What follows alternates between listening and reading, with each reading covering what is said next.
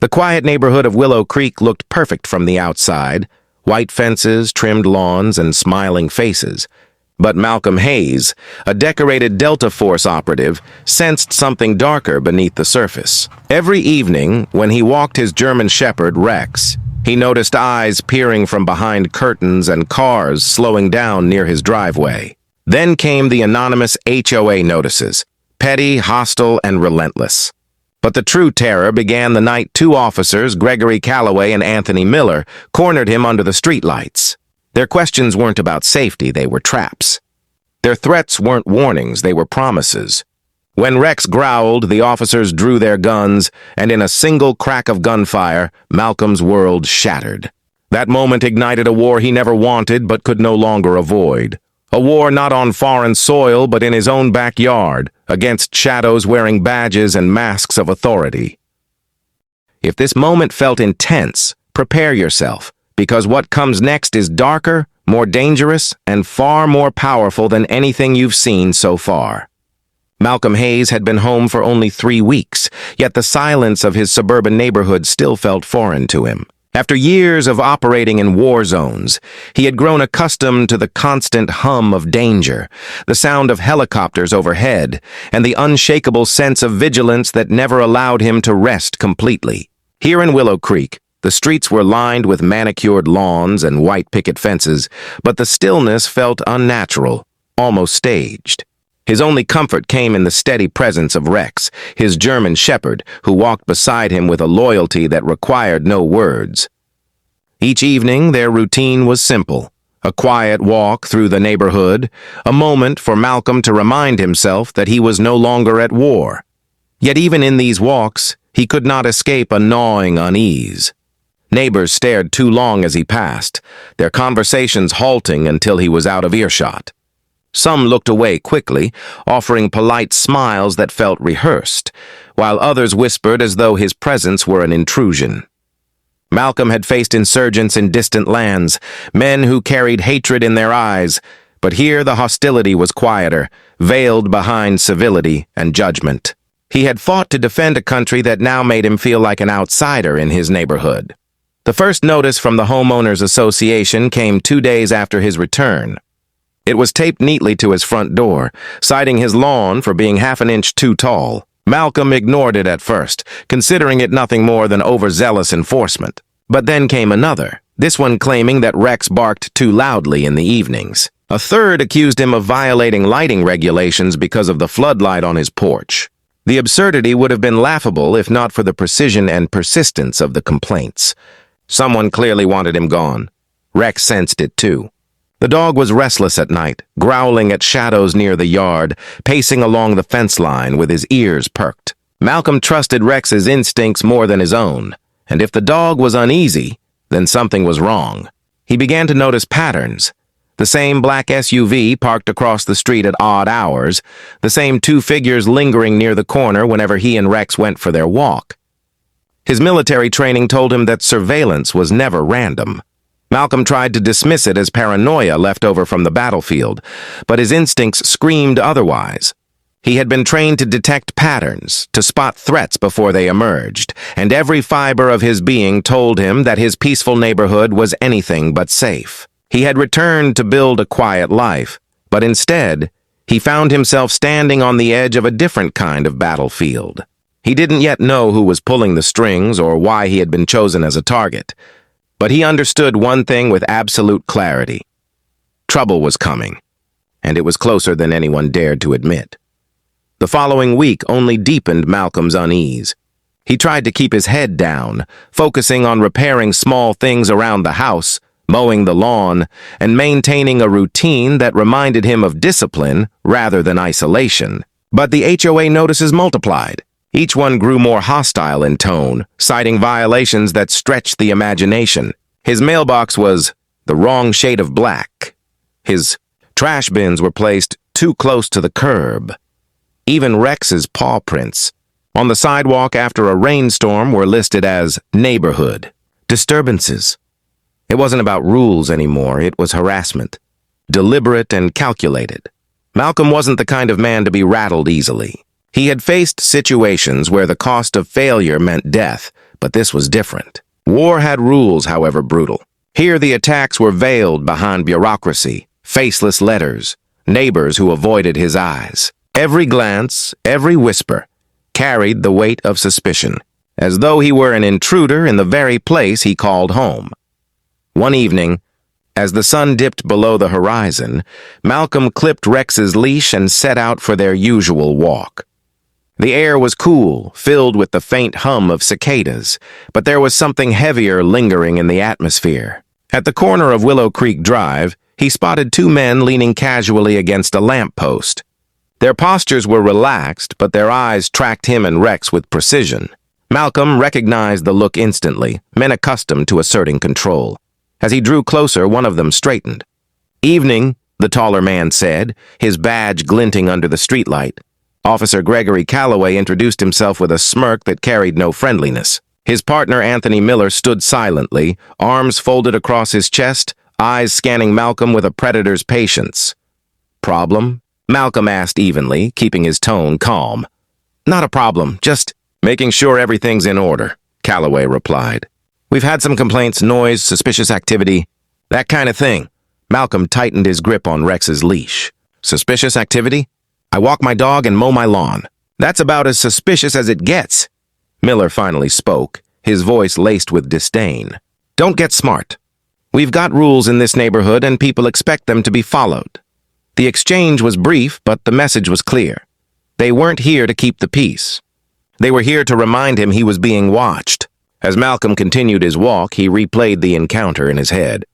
The officers weren't responding to complaints. They were enforcing intimidation. That night, Malcolm sat at his kitchen table, the notices spread before him. His instincts sharpened into focus. The HOA wasn't just nitpicking. This was pressure, deliberate and systematic. The officers were part of it, maybe even leading it. He didn't know why yet, but he knew this much. They had chosen the wrong man to intimidate. Rex rested at his feet, eyes alert, ears twitching at every sound outside. The dog seemed to know it too. The war Malcolm thought he had left behind wasn't over. It had simply followed him home, dressed in uniforms, in accordance with neighborhood rules. The next few days unfolded like a slow tightening of a noose. Malcolm noticed Calloway and Miller's cruiser more often now, parked at odd angles across from his street or idling near the entrance to Willow Creek. Sometimes they didn't bother hiding. Other times, as they trailed him discreetly during his walks with Rex. It wasn't law enforcement, it was surveillance, pure and simple. And it was meant to break him down. One afternoon, as Malcolm returned from the grocery store, he found Miller waiting by his driveway. The officer leaned against the hood of his cruiser, sunglasses hiding his eyes but not his smirk. Calloway emerged from the passenger side, his presence radiating the kind of arrogance only a man who believed himself untouchable could carry. "Mr. Hayes," Calloway began, his tone deceptively polite. "We've received more complaints about your property. This time, it's the security cameras you've installed. They're invasive." Malcolm set the grocery bags on his porch, locking eyes with him. "Those cameras are on my house, protecting my property. If anyone finds that invasive, maybe they shouldn't be lurking around." Miller stepped forward, his voice sharp. "Watch the attitude. You think being some ex-soldier makes you above the law? It doesn't. Around here, we decide what flies and what doesn't." Rex growled low, his hackles raised. The tension snapped like a taut wire. Calloway's hand hovered near his holster, not drawing his weapon but making sure Malcolm noticed. Malcolm's voice remained calm, steady, the way it had been in combat zones. "I fought for this country so I could come home and live in peace. I don't want trouble, but I won't be bullied, not by anyone." For a moment, silence filled the air. Then Calloway chuckled, a sound that sent a chill crawling down Malcolm's spine. "Peace? You picked the wrong neighborhood for that." The officers eventually left, but not without leaving a trail of threats behind them. That night, Malcolm sat in his darkened living room, reviewing the security footage from his cameras. At 2 a.m., he spotted movement, two figures circling his backyard fence.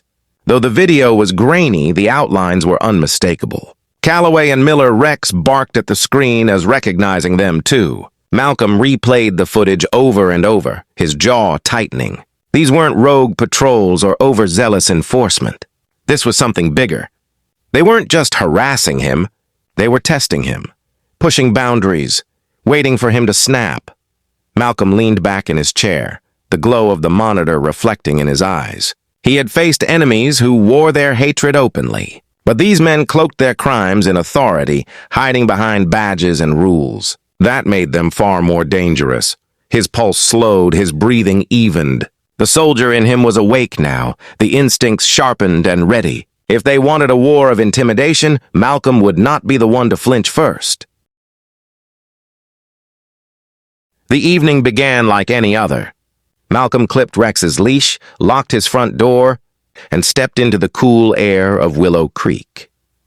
The neighborhood was unusually quiet, the kind of silence that felt staged, as though everyone had drawn their curtains and retreated inside, waiting for something to happen. Rex trotted beside him, alert but relaxed, his tail swaying with confidence. For Malcolm, these walks were the last thread of peace he held onto, a ritual that reminded him life could be normal.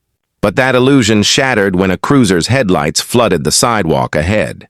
The car rolled to a stop, and out stepped Calloway and Miller, both wearing expressions that told Malcolm this wasn't a casual stop. Calloway rested one hand on his holster while Miller approached slowly, circling like a predator. "Evening, Hayes," Calloway said, his voice thick with mock courtesy. "We've had another complaint. This time it's about you loitering in the neighborhood after dark." Malcolm tightened his grip on Rex's leash. "I'm walking my dog." "That's hardly loitering," Miller sneered. "Don't play games. People are uncomfortable with you here. A man like you? Always watching, always lurking. Doesn't sit right with folks." The exchange escalated quickly. When Calloway demanded to see Malcolm's identification, Malcolm reached calmly for his wallet. In the dim light, the movement looked different. Too sudden, too sharp. Miller's hand shot to his weapon. "Stop!" Miller barked, his gun already raised. Rex sensed the danger instantly, barking furiously, pulling at the leash, and placing himself between Malcolm and the officers. "Easy," Malcolm said, raising his free hand, his wallet still in the other. "I'm complying. There's no threat here." But the situation had already spiraled out of control. Calloway shouted for Malcolm to get on the ground. Rex growled louder, baring his teeth, unwilling to let strangers threaten his master. The chaos built in layers, shouting, barking, commands overlapping with the sharp edge of fear. Then came the shot. The crack of the gun split the night, echoing through the quiet streets. Rex yelped, his body jerking before collapsing at Malcolm's feet. For a split second, Malcolm couldn't breathe. The world blurred, his vision tunneling onto his dog, his loyal companion, lying wounded on the concrete. He dropped to his knees, cradling Rex, his hands trembling as he tried to stop the bleeding. "You didn't control your animal," Miller said coldly, lowering his weapon. "This is on you." Malcolm's grief erupted into something raw and uncontrollable. His voice broke as he shouted at them, tears stinging his eyes. The officers moved in, shoving him hard, forcing his arms behind his back, cuffing him as though he were the criminal. Neighbors peeked from behind curtains, none daring to intervene. Malcolm was dragged to the cruiser, his pleas for help ignored, while Rex lay whimpering on the sidewalk. The war he had hoped to leave behind was gone forever. This was no battlefield overseas, this was his home. And tonight, the first casualty had already fallen. Malcolm's release from the precinct came quietly, without apology and without dignity. He walked out into the night with bruises on his wrists from the cuffs and a hollowness in his chest that no battle overseas had ever carved into him. Rex was at the veterinary clinic fighting for his life. The image of his loyal companion collapsing under gunfire replayed over and over, searing itself into Malcolm's memory. That moment had broken something inside him, but it had also awakened something else, a resolve that was colder, sharper, and unshakable. The officers had wanted him rattled, humiliated, silenced. Instead, they had given him purpose. Sitting alone in his kitchen, Malcolm spread out the stack of HOA violation notices, each one a reminder of the harassment that had escalated to violence. He turned to his laptop, pulling up the security footage he had collected. Hours of video showed Calloway and Miller lurking near his property, circling his backyard, flashing lights into his windows. He saved the files to multiple drives, backing them up the way he once stored mission intel. His training kicked in. Surveillance was second nature to him. He began shadowing the officers from a distance, mapping their routines. They weren't just harassing him, they were entangled with the HOA. Late-night meetings at the president's home, whispered conversations in empty parking lots, envelopes exchanged with practiced secrecy. Malcolm documented everything: photographs, recordings, timestamps. But this wasn't just about revenge. It was about uncovering a system of intimidation that extended beyond him. Through neighbors' hesitant whispers, he learned that other families had been targeted too. Elderly couples forced to sell their homes after mysterious fines bankrupted them. Single mothers who left quietly after repeated harassment. Every departure ended the same way: property bought cheaply by shell companies linked to the HOA board. Calloway and Miller were the enforcers, using their badges as weapons. Malcolm's rage simmered with each discovery, but he kept it contained, channeled into precision. Recklessness would destroy him. Discipline would expose them. He filed quiet reports with internal affairs, knowing corruption this deep would not crumble overnight. At the same time, he built a separate file, one for the public. If the system failed him, he would make sure the world knew. Each night, after long hours of documenting and watching, Malcolm returned to Rex at the clinic. The dog's breathing was shallow, his body weak, but his eyes flickered with the same loyalty as always. Malcolm placed a hand on Rex's fur, whispering promises in the stillness. "You're not going to suffer for nothing. I'll make them answer for this. I swear it."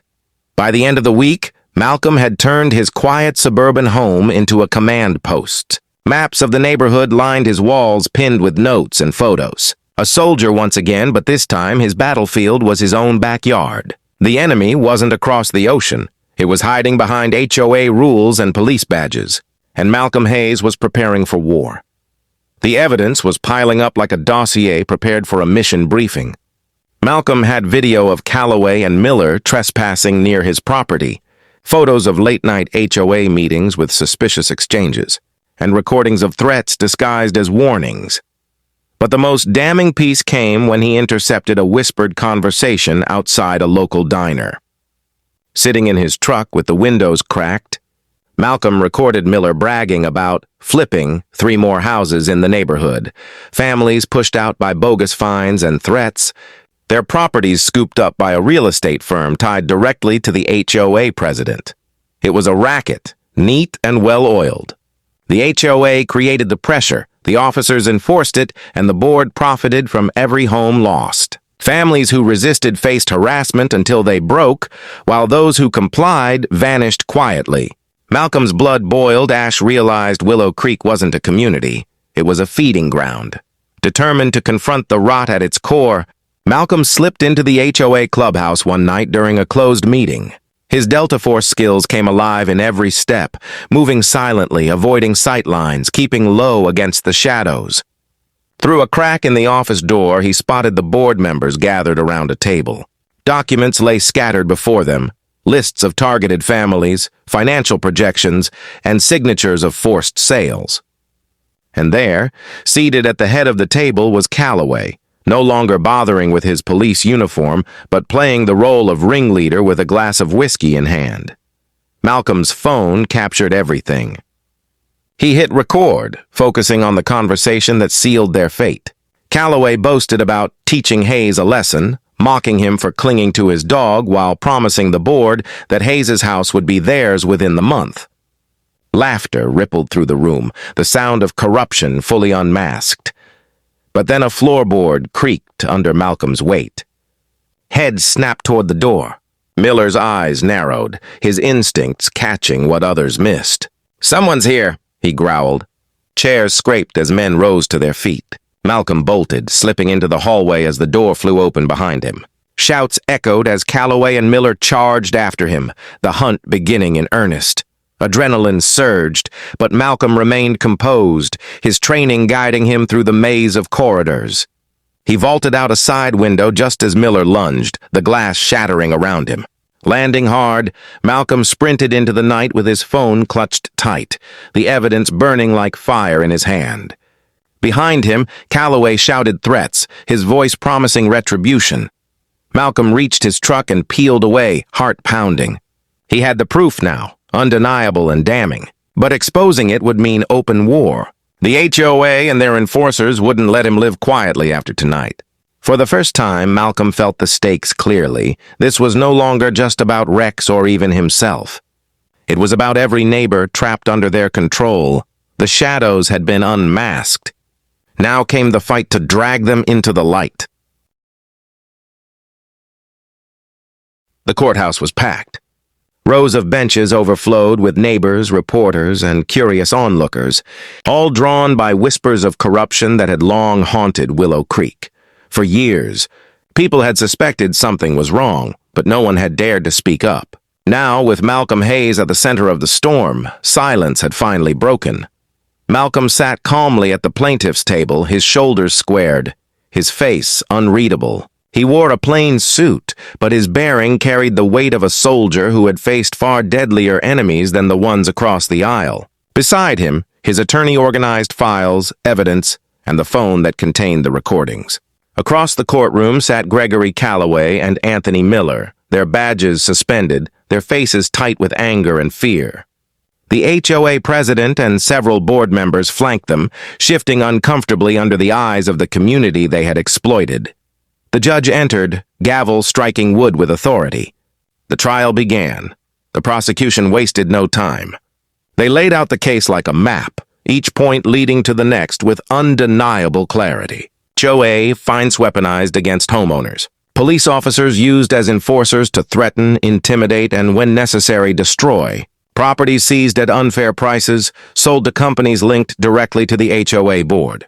And then came the centerpiece, Malcolm's recordings. The courtroom grew still as Calloway's voice filled the air, mocking Malcolm, bragging about flipping houses, and promising that his home would soon belong to them. Gasps rippled through the crowd. Miller's laughter, cold and cruel, echoed in the recording. The HOA president's voice, calm and calculating, sealed the conspiracy.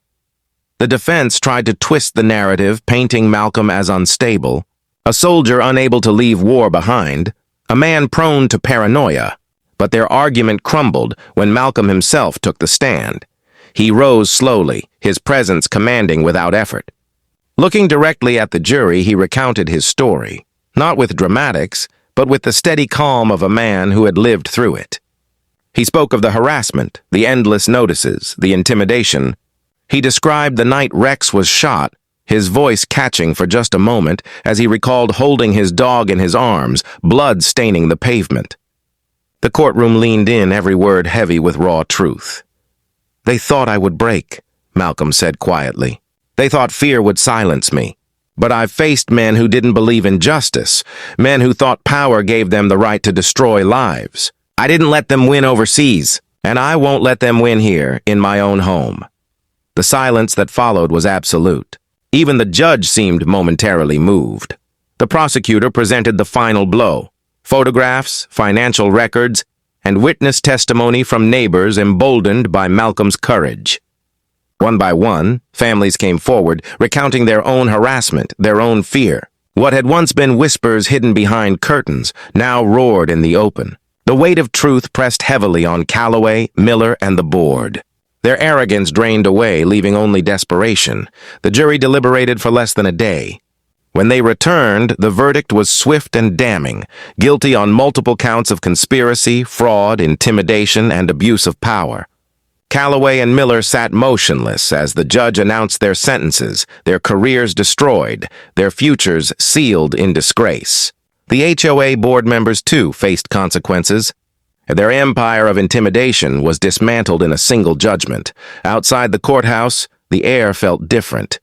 Reporters swarmed Malcolm, microphones shoved toward him, questions flying. But he said little. He didn't crave attention or recognition. All he wanted was the truth to stand where lies had reigned. His neighbors, once wary and distant, now approached him with gratitude, shaking his hand, offering words of support. The same eyes that once saw him as an outsider now saw him as the man who had freed them. That night, Malcolm returned home. The porch light glowed warmly, no longer a target for complaints but a beacon of safety. Inside, Rex lay on his bed, bandaged but recovering, his eyes bright with loyalty. Malcolm knelt beside him, placing a gentle hand on the dog's head. Rex's tail thumped weakly, a reminder of resilience, of battles survived. Malcolm looked around his home. The same walls that once felt like a prison now felt reclaimed. The neighborhood was quieter, but this time the silence wasn't staged. It was peace, real and earned. He knew the fight wasn't truly over. Corruption had roots that ran deep, not just in Willow Creek, but in countless other communities. Yet something had shifted. People had seen that standing up was possible. That accountability could be demanded. That justice, though often delayed, was not unreachable. For Malcolm, the war he had fought in foreign lands had given him the tools to fight the one who found him at home. And those scars remained on him, on Rex, on the community. There was a sense of renewal, a reminder that even in the darkest corners, light could break through. As he sat on the porch with Rex by his side, watching the stars pierce the night sky, Malcolm allowed himself a rare smile. He wasn't just a soldier anymore. He was something more. Proof that one voice, one man willing to fight, could topple shadows built on fear. Malcolm Hayes had returned from war seeking peace. Instead, he found another battlefield, one hidden behind fences and rules, badges and lies. But he had won, and in that victory, he discovered his true mission was not just to survive, but to ensure that justice lived in the very place he called home.